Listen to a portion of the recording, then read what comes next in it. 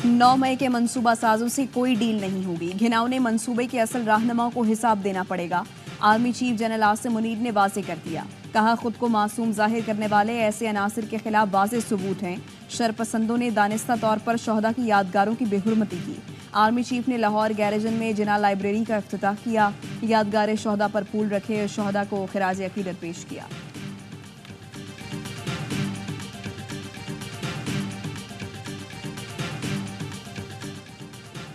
नौ मई पाकिस्तान फौज और सिपह सालार के खिलाफ बगावत थी। फर्द वाहिद की बादशाही अमल में लाने का मंसूबा था। जमहूरियत का खात्मा, आइन को दफन करना चाहते थे। वजीर आजम शहबाज शरीफ का वफाकी काबीना के खुसूसी इजलास से खिताब। कहा, हमला करने वाले अब चाहते हैं इस पर झूठ का पर्दा डाल दिया जाए। कौम और तारीख सानिया 9 मई के किरदारों को कभी माफ नहीं करेगी।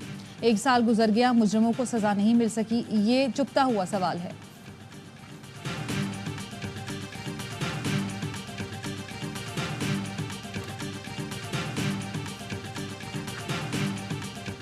जिसके पास ताकत है उसी से बात हो सकती है। कोई क्यों कहता है कि बात नहीं करेंगे? 70% लोगों के नुमाइंदों से बात करना पड़ेगी। साबिक सदर आरिफ अलवी कहते हैं, माफी मजलूम नहीं जालिम को मांगनी चाहिए।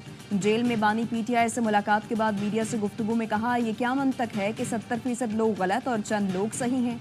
9 मई के जिम्मेदारों को सजा मिलनी चाहिए। कुछ लोग मुलव्वस हो सकते हैं, लेकिन पूरी पार्टी क्रश की गई।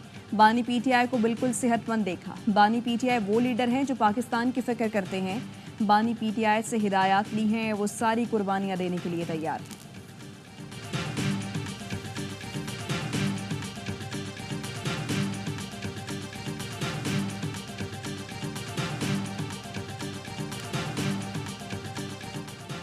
मरियम नवाज ने पीटीआई को दहशतगर्द जमात करार दे दिया। वजीर आला पंजाब ने कहा, हमें कहा जा रहे हैं उनसे बात करें।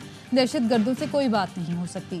अदलिया से पूछना चाहती हूँ, इन लोगों को सजा क्यों नहीं मिल रही? इनको जमानत कैसे मिल जाती है? मरियम नवाज का जिना हाउस का दौरा, शोहदा के अहले खाना से मुलाकात की। शोहदा की याद में शम्में रोशन की गई। बड़ी तादाद में अवाम फूल लेकर जिना हाउस पहुंचे। जिना हाउस पहुंचने वालों में बच्चों की बड़ी तादाद भी थी।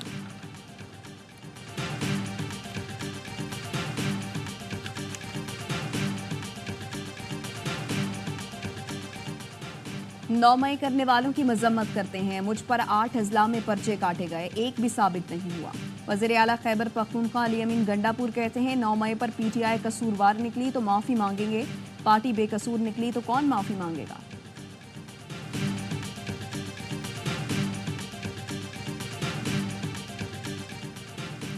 मौजूदा हुकूमत अवाम की नुमाइंदा नहीं, हम अवाम की इज्जत नफ्स का मुकदमा लेकर आए हैं।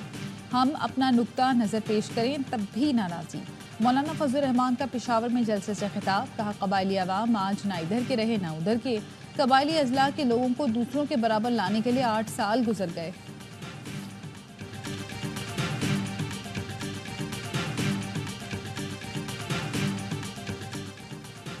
गवादर के इलाके सरबंदर में रिहायशी क्वार्टर्स पर हमला, फायरिंग करके सोए हुए 7 अफराद को कत्ल कर दिया गया। एक शख्स जख्मी। पुलिस के मुताबिक मकतूलीन और जख्मी का ताल्लुक खानेवाल से है। लवाहिकीन का वज़ीर आज़म से नोटिस लेने का मुतालबा। कहा, हमें इंसाफ दिया जाए। वफाकी वज़ीर दाखिला मोहसिन नकवी का 7 अफराद की कत्ल पर गहरे दुख और अफसोस का इजहार। कहा, मासूम लोगों की जानों से खेलने वाले दरिंदे इंसान कहलाने के हकदार नहीं। दहशतगर्दी के नासूर के मुकम्मल खात्मे के लिए पुरअज़्म हैं।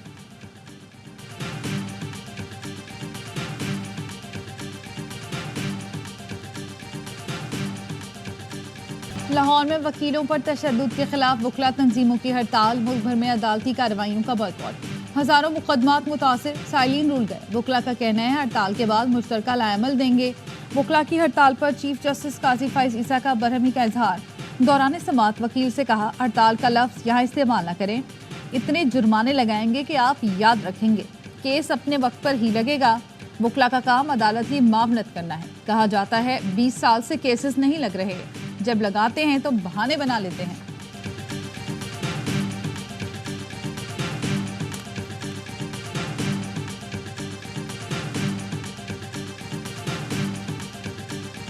जस्टिस मोहसिन अख्तर कियानी और जस्टिस बाबर सत्तार के खिलाफ सोशल मीडिया मुहिम। इस्लामाबाद हाई कोर्ट ने तौहीन अदालत की कार्रवाई के लिए केस मुकर्रर कर दिया। दोनों लार्जर बेंच 14 मई को समाअत करेंगे। जस्टिस मोहसिन अख्तर कियानी के मामले पर चीफ जस्टिस आमिर फारूक की सरबराही में 3 रुकनी बेंच समाअत करेगा। जस्टिस बाबर सत्तार के खत पर जस्टिस मोहसिन अख्तर कियानी की सरबराही में 3 रुकनी बेंच केस सुनेगा।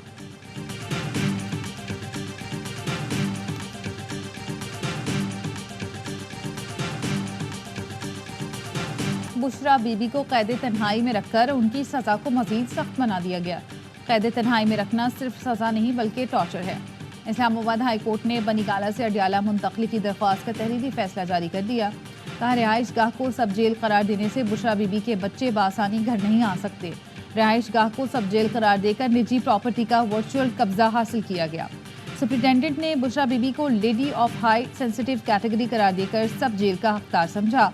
उनके शौहर इसी जेल में हैं जिन्हें ये सहूलत फराहम नहीं की गई।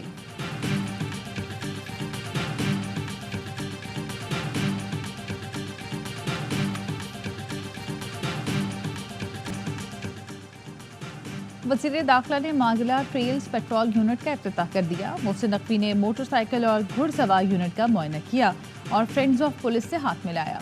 वज़ीर दाखिला ने बताया 60 पुलिस अफसरान पर मुश्तमिल फोर्स मांगला ट्रेल्स पर गश्त करेगी। पाकिस्तान से आज़मीन हज सऊदी अरब पहुंचना शुरू हो गए। पहली परवास मदीना पहुंची तो पाकिस्तानी सफीर और डायरेक्टर जनरल हज ने आज़मीन का इस्तकबाल किया। रोड टू मक्का के तहत कराची से 2 परवाजें मदीना रवाना हुई। सऊदी अमले ने जिना इंटरनेशनल एयरपोर्ट पर इमिग्रेशन की। इस्लामाबाद से पहली परवास 325 मुसाफिरों को लेकर मदीना मुनव्वरा चली गई।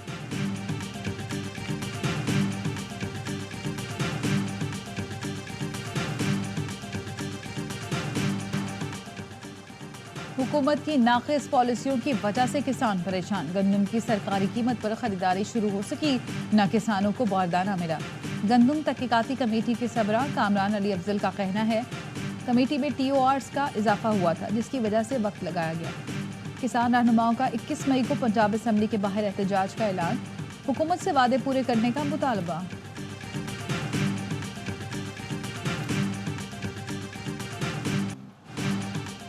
शदीद गर्मी और लोड शेडिंग में इम्तिहान देना इम्तिहान बन गया। कराची में लोड शेडिंग से इम्तिहानी मरकज़ भी महफूज न रहे। पसीने में डूबे तलबा के लिए पेपर करना मुश्किल हो गया।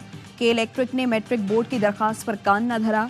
चेयरमैन मैट्रिक बोर्ड कहते हैं कि इलेक्ट्रिक को लोड शेडिंग ना करने के लिए खत लिखे थे। वो सफ़ेद हाथी हैं, किसी की नहीं सुनते।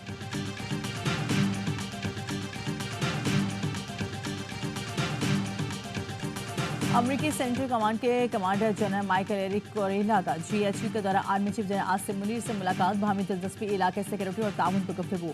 ISPR के मुताबिक मुलाकात में मुश्तरका तरबियत के नए मौक़े और राब्तों के फ़रोग़ पर बातचीत की गई। अमरीकी कमांडर ने दहशतगर्दी के खिलाफ जंग में पाक फौज की कामयाबी को सराहा। खित्ते में अमन इस्तेहकाम के लिए पाकिस्तान की कोशिशों की तारीफ की।